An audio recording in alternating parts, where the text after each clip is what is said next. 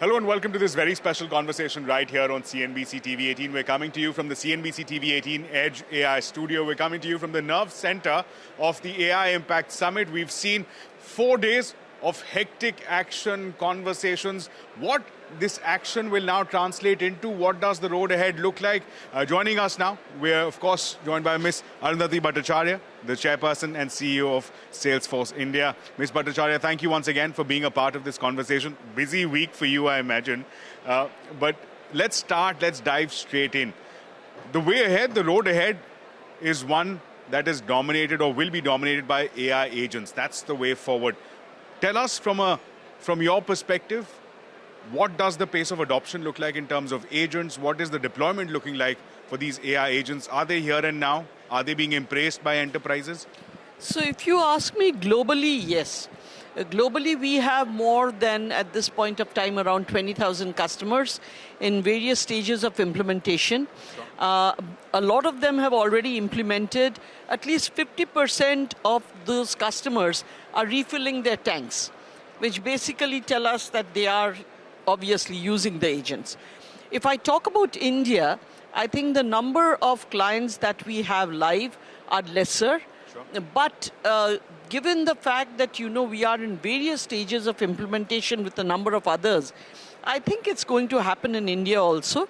I would love to see it becoming a more urgent kind of agenda on the, on the things, on the roadmaps of many of our customers. Okay. But we do find that even today, a number of our customers are still sort of on the edge, okay, in the sense that they are considering ROIs, they are considering value, and they are not completely convinced that this is the way to go. Of course, the reason for that is that this is something that's so entirely new. Yes. And this is something where, you have to prove a point before everybody sort of jumps in. But I think we are now beginning to see the reportings of our earlier clients beginning to show that, yes, there is a lot of business value to it. And that, I hope, will have a knock-on effect shortly rather than in the medium term. Which are the key sectors that are these early movers, which can then act as use cases for manifesting to other clients? Early movers, I would say the BFSI sector, certainly. So also the auto sector. I would also say the healthcare sector. Some of these are early movers. The education sector, some of these are early movers, and they're beginning to show and also talk about the improvements that they have seen in their businesses, both top and bottom line. From your standpoint, are they willing to make that leap and pay a premium for these AI-enabled services, these AI agents? Is that a willingness that you see? Yes, I do see that. And some of them basically are willing enough to also become co-innovators with us, because they also realize that there is much that can happen here, that this is not an entirely matured offering, that this offering is changing by the day as we are going along, and that's how it's going to be. It's not something like, you had OpenAI and ChatGPT ruling the entire space, and then you had disruption by DeepSeek, and now you have disruption by Anthropic. Sure. So, this is a race that's not yet won, nor is it over.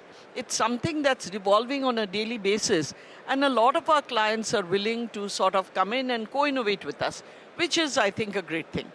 You made a reference to Anthropic. I just want to borrow from the conversation Shireen had yesterday with Dario, where he talked about how February 4th was the day, which in fact caused some degree of fear psychosis as to what that will now translate into. With AI agents coming in, what happens to frontline service jobs, frontline sales jobs?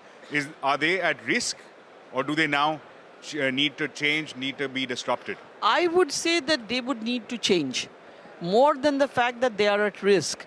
I think today what's going to happen is the quality of conversation that these people will have will be of a different order of magnitude from the conversations that they used to have earlier. And as the quality of conversation improves, the customer satisfaction levels should also improve. Okay. One of the things that we have seen very strangely is that, our helpline is on the Agentic layer. Okay. And initially we had thought that as this agentic layer becomes more and more powerful and is able to do a lot of first call resolutions, the number of calls will come down. Actually, it hasn't. It has gone up.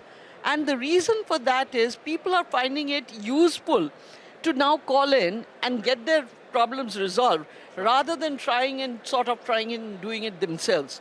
So to that extent, I believe that the use of Agentic is going to increase our engagement with our customers and therefore would need people rather than the other way around.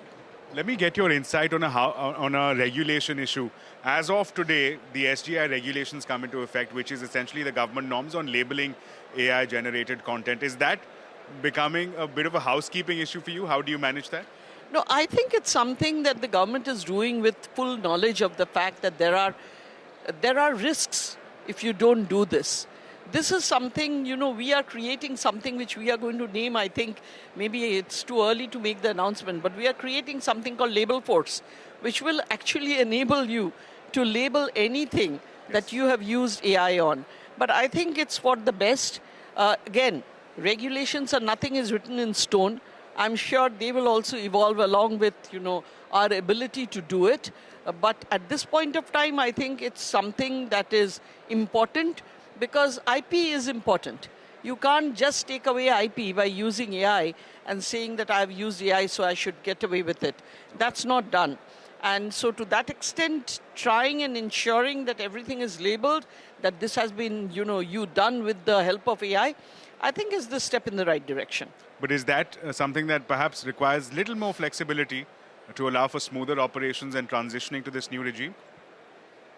See, flexibility, at any point of time, very heavy-handed regulation will stifle innovation. So I think India has been trying to tread a very cautious path, between being heavy-handed and being ethical and responsible. So again, time will show. It's not something that I can give you an opinion on right away, but I think time will indicate as to whether this is the right way to go about it or there is some other better way to do it.